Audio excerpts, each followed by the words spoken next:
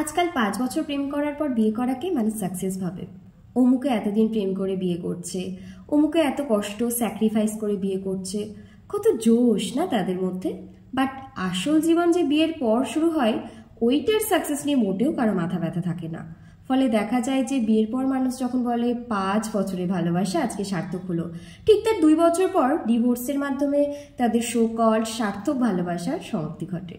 আর বিয়ের আগে ভালোবাসার কোনো কৃতিত্ব আমি খুঁজে পাই না, কারণ ওই টাইমে আবেগ থাকে, হরমোন থাকে, দায়িত্ব বলতে ওই ফোন করা আর মিট করার মধ্যেই সীমাবদ্ধ থাকে। এই কন্ডিশনে প্রেম করতে বা ভালোবাসতে কোনো হিউম্যান কোয়ালিটির দরকার হয় না, সবাই সেটা পারবে। বাট বিয়ের পর আস্তে আস্তে যখন সব শেষ হয়ে যায়, সৌন্দর্য থাকে না, শক্তি থাকে না, হাজারটা দায়িত্ব এসে কাঁধে পড়ে, তখন ঠিকই সবটা মুখ গোটায় আর দৌড়ায়। ওই টাইমে কে ভালোবাসতে পারে আর কে সাকসেসফুল হয়, ওইটার দেখার বিষয় বলে আমি মনে করি।